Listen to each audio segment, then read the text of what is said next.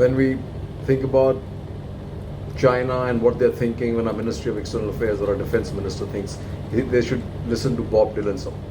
Answer, my friends, are blowing in the wind. Answers are blowing in the wind.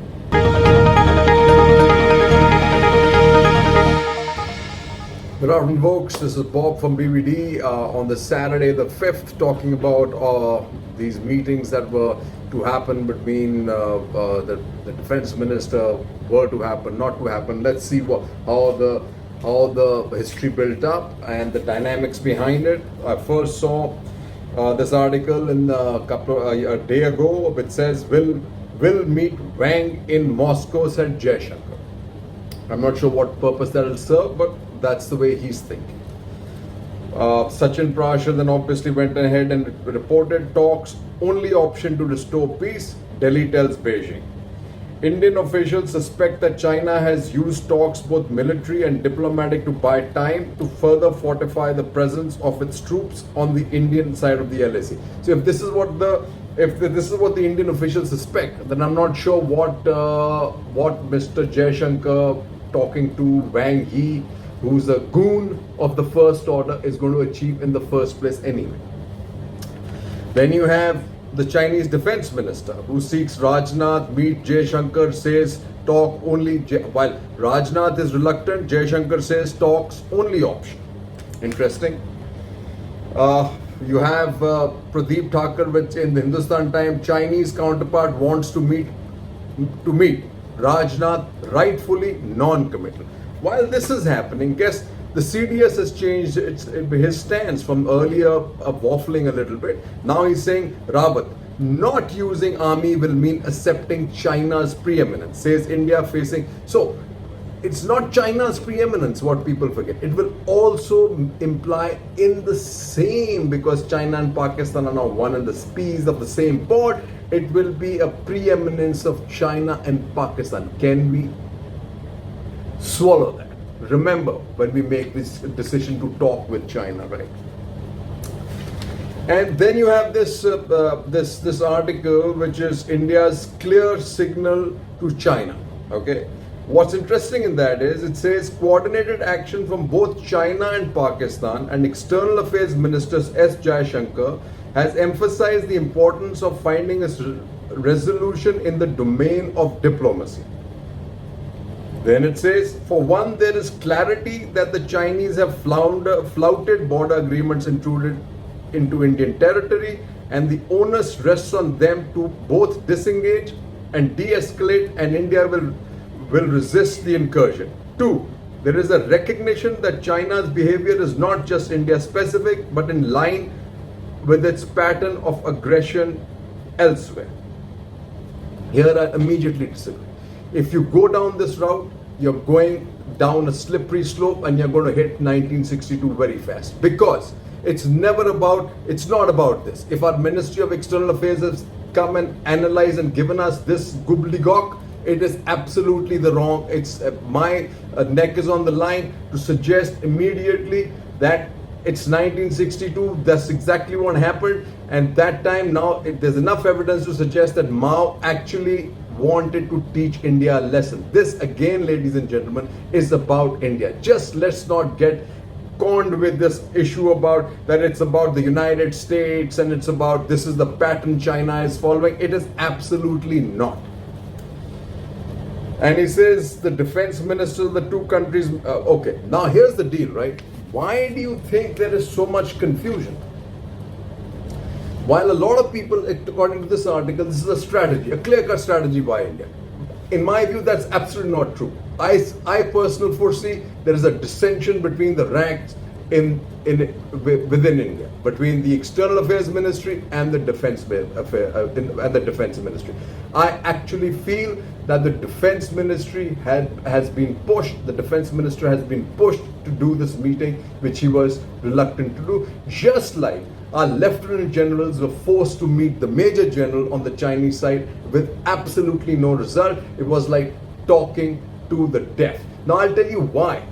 Look at this picture. Look at it very carefully, very, very carefully. The heading says, in message to China, India cautions against aggression. Look at it clearly, very clearly. The why I say this is, you look at the people on our side, all stuffed bureaucrats. Look at the people on their side, all in the military dress. Does that tell you that this negotiation is happening on the right platform? Are we up to this game?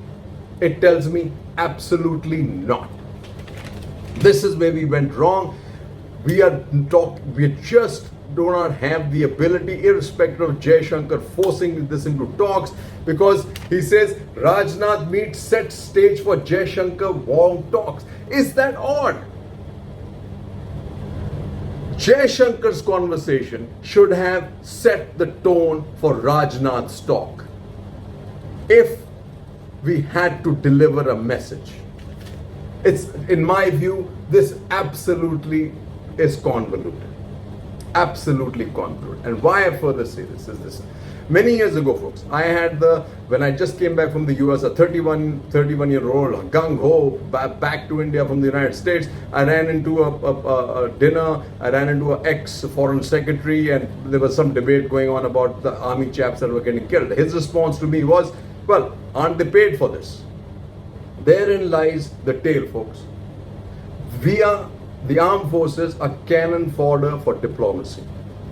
They really do not care about us. They put the army always in a defensive position. Just when it gets to be offensive, they'll force us to be defensive just because they want to negotiate. A negotiation going nowhere. And here, as he says, then we have the sweet talk. We have LAC situation, unprecedented, can't be business as usual. Harsh Shringla says, good guy, but unprecedented. How can it be unprecedented? If you understand China, Chinese, Xi, it can't be unprecedented. This should have been expected. And here, look, a lot of people fault the Prime Minister for his personal relationships and like with Trump and Xi, and that's his style. You can't blame it.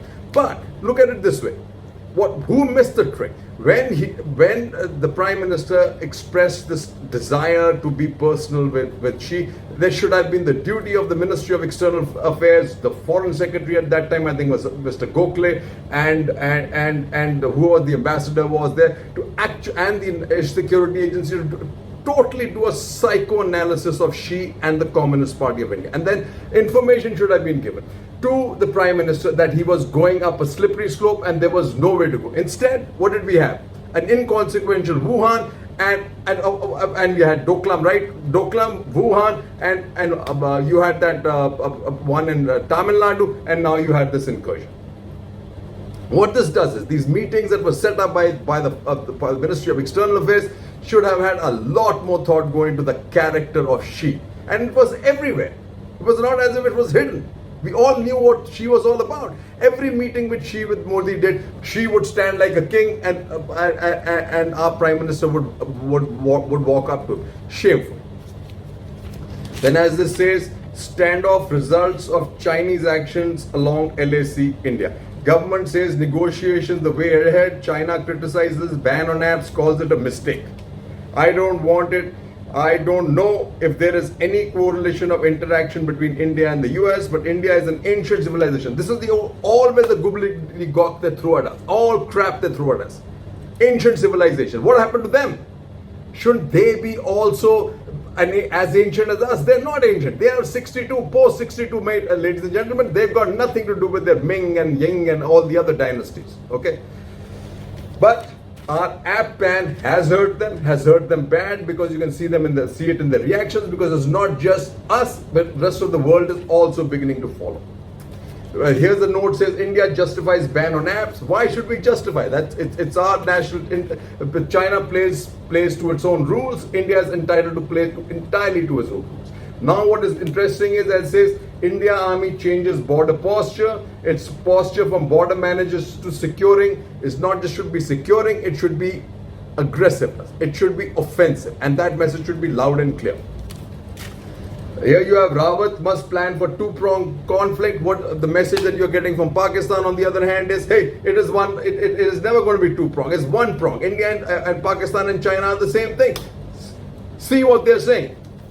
But luckily, he says, prepare to inflict heavy losses, says Rawat.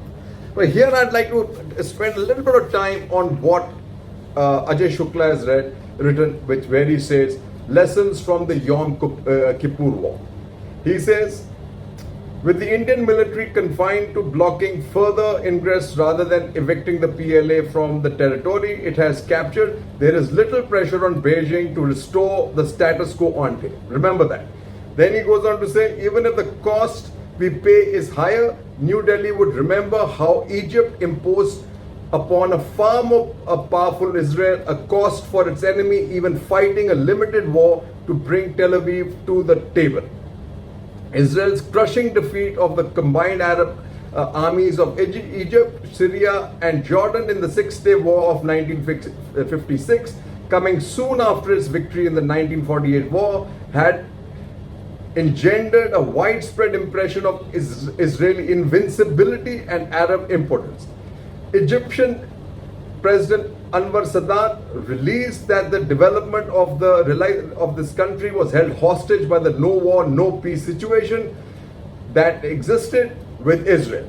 Knowing that an acceptable and sustainable peace settlement with Israeli required Tel Aviv to be equally convinced of its benefits. And here lies the story, Jerry. Here lies the story. China is absolutely not convinced about this, and he's got it absolutely right. We're gonna have to take some losses, as he says, for this lives would once again have to be laid down today by a military that is too often taken for granted. That's exactly it, folks. We are always taken for granted. Now, if we have a superior position, even though there is a world drumbeat and our analyst drumbeat and the left drumbeat about our weakness, we are not weak. China, as I'll show you, is equally troubled. Where you look at what is happening there, it says China targets waste in face of food shortages. This is Financial Times. Do we know that in our press? Does our intelligence community know that? Then it says, then there's another one. Chinese diplomat gets chilly reception in Europe as he tries to strengthen ties. China is on the other putting a spin to this. But this is it, ladies and gentlemen. They are getting a cold shoulder now, even in China, in Europe, where it says, this is the new one. Germany launches Indo-Pacific strategy with key role for India. Germany also finally is on board. What are we waiting for? All we want is talks. Absolutely not going to work. We are going to have to pay the price for peace in the long run. You have another article. Europe should stop groveling to Beijing, which it obviously seems to have done. Angela Merkel has finally taken a stance. Okay, and we know obviously India-Russia naval games begin just when these meetings are happening and this tension. Rajnath's Moscow visit, Russia pledges not to supply arms. Russia also will not side with China. Put it in writing, folks. They will not. They may not provide us with the necessary equipment in time, and this is actually causing a huge, this and Vladivostok and their relationship with India and the arms supply to India is causing a huge gap in relationship between China and Russia, and India should use it to its benefit at this point of time. And then you have this article which says countering China at sea is therefore the big challenge next to resisting Beijing designs in the LC. When we say big challenge, forget about it. It's a challenge for China. Their supply chains are stretched if they're going to be all over the place, as they say. It says China seeks to set up more facilities in PAC, Myanmar, Lanka. Here, let me just say, sir, Myanmar and Lanka will never allow the ports to be used for offense against India. They don't want to be bombed into smithereens. Both these countries are in good range of Indian fighter aircraft, and the Chinese will not be able to defend their naval assets. The lesser we think about it, the better it is. The better it is. Jai Hind.